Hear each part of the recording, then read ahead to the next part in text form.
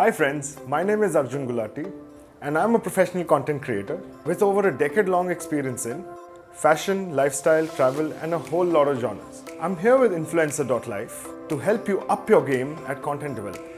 In this excessively competitive world, जहाँ हजार new content pieces are developed and hosted, how do you plan to differentiate yourself? How do you plan to look amazing?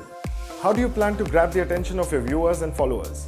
At Influencer.life, we have so far explained several concepts like scripting, makeup, fitness, acting, etc., which goes a long way in content development.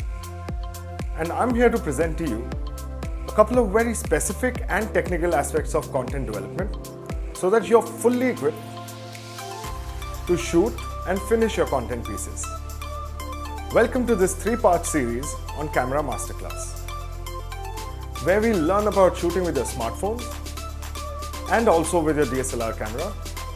I encourage you to review this entire series for a detailed understanding of what you should do to ace the influencer game. In this episode, we'll talk about introduction to smartphone photography, basic principles of framing, top smartphone camera features, professional tips, tricks and hacks. Let's get started. The smartphone that's sitting in your pocket is really a marvel of technology. Besides several things that it's capable of, modern smartphones have some of the best cameras and image processing solutions. Since the time I learned photography and all the way till the last 3 years, I could have never imagined that a day would come when I would be saying this to you on camera. Your smartphone is literally the only thing you need to start your journey as a social media content creator. But the problem is, most of us use the smartphone camera as a point-and-shoot tool and don't really know about the professional-grade features that are already inside it. For the benefit of our users, we'll be using a mid-level Android phone to demonstrate its features and use. But before we explore its features, it's important for us to understand some basic concepts of photography that is applicable irrespective of what camera you use. You must have heard about these terms like aperture, shutter speed, ISO, white balance, FPS, etc. etc. We'll discuss some of these concepts one by one. Aperture. Aperture is the particular feature in your camera that allows you to control the light that is entering the lens. A low value or a low f-stop gives more exposure because it represents a larger aperture. Conversely, a high value of f-stop gives low exposure. Your ability to use aperture effectively will decide how focused your shot is or not. For example, if you use f16 aperture value, then less light enters your camera and hence can be used while shooting landscapes or group shots. Similarly, a lower value like f4 can be used to shoot individual shots, which may be the main focus of the image. Shutter speed. Shutter speed is the length of time the camera shutter is open, exposing light into the camera sensor. Essentially, it's how long your camera spends taking a photo. This basically affects how your image finally appears. When you use a long shutter speed, also known as slow shutter speed, you end up exposing your sensor for a significant period of time. The first big effect of it is motion blur. If your shutter speed is long, moving objects in your photo will appear blurred along with the direction of the motion. This effect is used in advertisement of cars and motorbikes, where the sense of speed and motion is communicated to the viewers by intentionally blurring the moving wheels. Slow shutter speed can also be used in landscape photography to create a sense of motion in rivers and waterfalls, while keeping everything else completely sharp. Shutter speed can also be used to do exactly the opposite, that is, freeze the motion. If you use a very high shutter speed, you can eliminate motion even from fast-moving objects, like birds in flight or cars driving past. If you use fast shutter speed while taking pictures of water, each droplet will hang in the air completely sharp, which might not be even visible to the naked eye. Shutter speed is usually measured in fractions of a second. For example, 1/4 shutter speed means a quarter of a second, while 1/250 means 4 milliseconds. Just 4. ISO. ISO is one of the 3 pillars of photography, other 2 being shutter speed and aperture. In simple terms, ISO is a camera setting that will brighten or darken an image.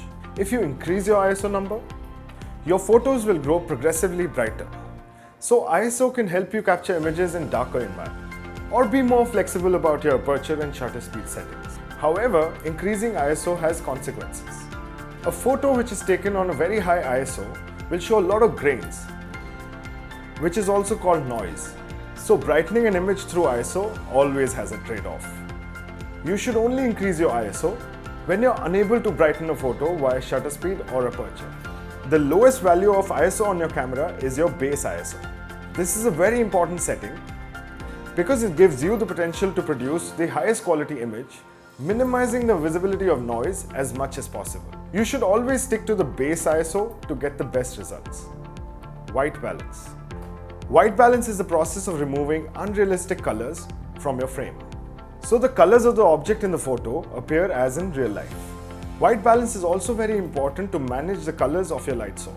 For example, a midday sun creates very bright photos, and your content may just blend into the light. Similarly, in the evening light, your pictures may appear dark. Adjusting the white balance helps in such situations. Normally, white, yellow and orange light sources are considered warm, and blue and green tinges in light are considered cool. Basic principles of framing. The desired output of your still and video photography is best when it is first visualized in your mind and then framed properly before you go click, click, click. ऐसा करने से you'll always be in better control of your output, and you can actually design several unique options for your social media content. In this section, we'll explain some key rules of framing. Rule of thirds. The very first principle of framing is called the rule of thirds. This is one of the most popular techniques of composing a shot. The rule of thirds divides your screen into a 3x3 grid with equal sized rectangles. To follow this rule, place your subject in 1/3 of the frame.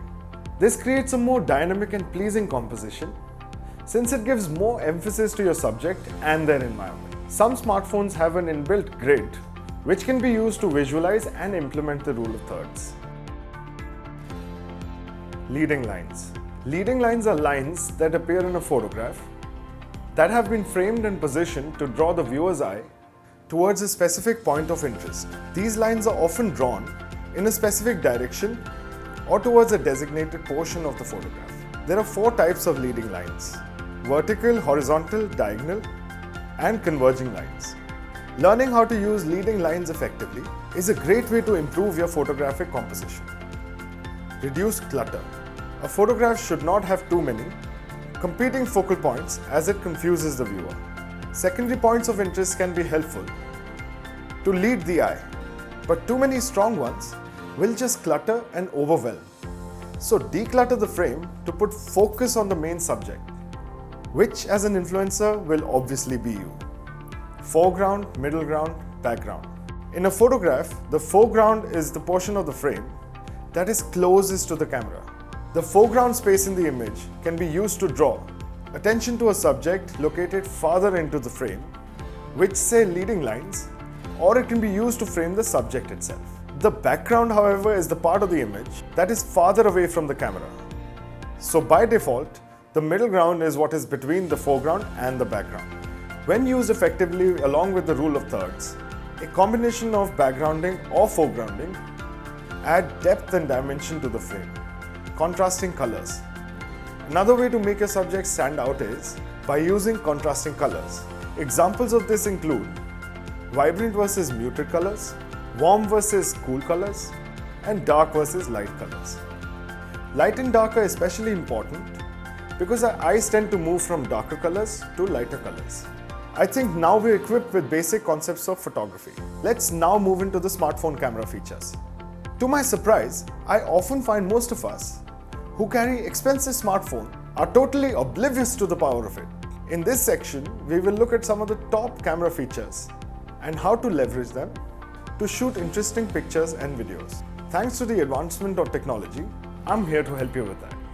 This makes your shooting experience so much richer. Panorama mode. Panorama mode elongates the field of view of your camera. We all know how cool panoramic photos look. The trickiest part of taking panoramic photos is keeping your phone steady and moving at the right pace.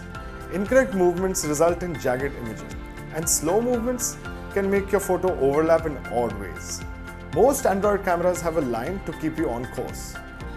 Another extraordinary use of panoramas is to clone yourself. Put yourself in the beginning of the shot, and after you have panned past yourself, move near the end point. And voila, you're in multiple places in the same photo. Portrait mode. Portrait mode is a feature that keeps objects in the foreground focused while blurring the background. In photography, this depth effect is called bokeh. Basically, here you achieve similar results to an image without having to play with aperture. HDR. HDR stands for High Dynamic Range. It creates perfectly lit photos with more color and detail in both the bright and the dark areas. Dynamic range refers to the difference between the lightest and the darkest tones in a photo. Capturing an image in HDR helps in the editing stage later. Please do not use HDR for silhouettes. You know what a silhouette is, right? वही जिसमें किसी का dark shade का outline दिखता है. Nightscape mode.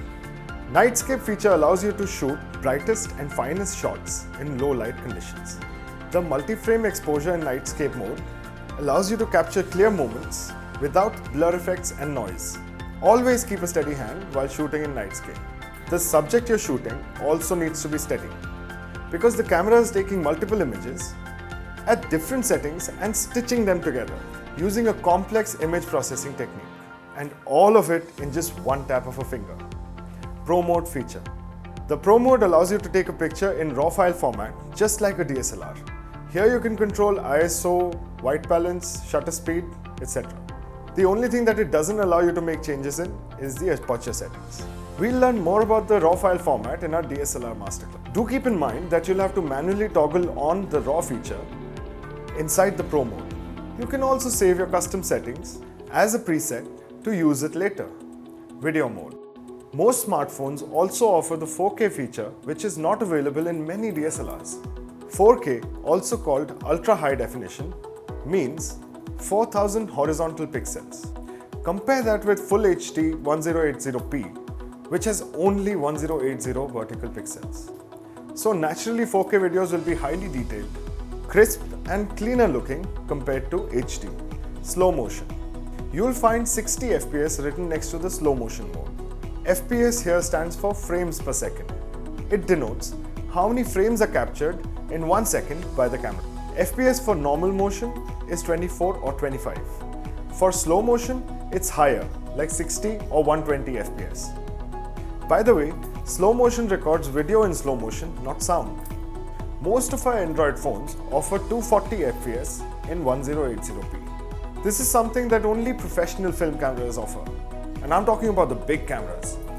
Most DSLRs can't match with this kind of output. So now you can imagine the power of your smartphone. Time-lapse. A time-lapse is basically a long video compressed into a shorter video. In time-lapse photography, the camera records images at a specific slow interval, something like 1 frame in 30 seconds, which is 1 by 30 FPS. The shutter will be open for some portion of that time. In short exposure time-lapse, the film is exposed to light for a normal exposure time over an abnormal frame interval. Okay, so that brings me almost to the end of this episode. In the next episode of Camera Masterclass, we will discuss DSLR cameras. Before I go, here are some professional tips, tricks and hacks from my experience. Depth of field is very important as a concept in photography. Knowing depth of field and understanding what affects it will help you master photography. Normally you can control depth of field by adjusting aperture. But since we're talking about phone photography, it is influenced by one thing and one thing alone. To achieve shallower depth of field, move further away from the subject, and vice versa. Do not zoom in as it dilutes the photo quality. It is always a good practice to go closer to the subject. And if that's not possible, take the highest resolution image and then crop it at the editing stage. Focus on the subject and not on the foreground element in the frame. You can manually instruct the camera to focus on a point by tapping on the screen while taking the picture. Some hygiene factors to take care of are: do not cut off limbs from the frame, look for symmetry and pattern that is pleasing to the eye, and clean your lens regularly. Okay guys, that's it for now. Do play around with the mobile phone camera settings for a hands-on understanding. If your phone camera has a feature that is not covered in this episode, please reach out to us at influencer.life. We will make sure to cover it in our next session. Till then, stay safe and stay healthy. This is Arjun Gulati signing off.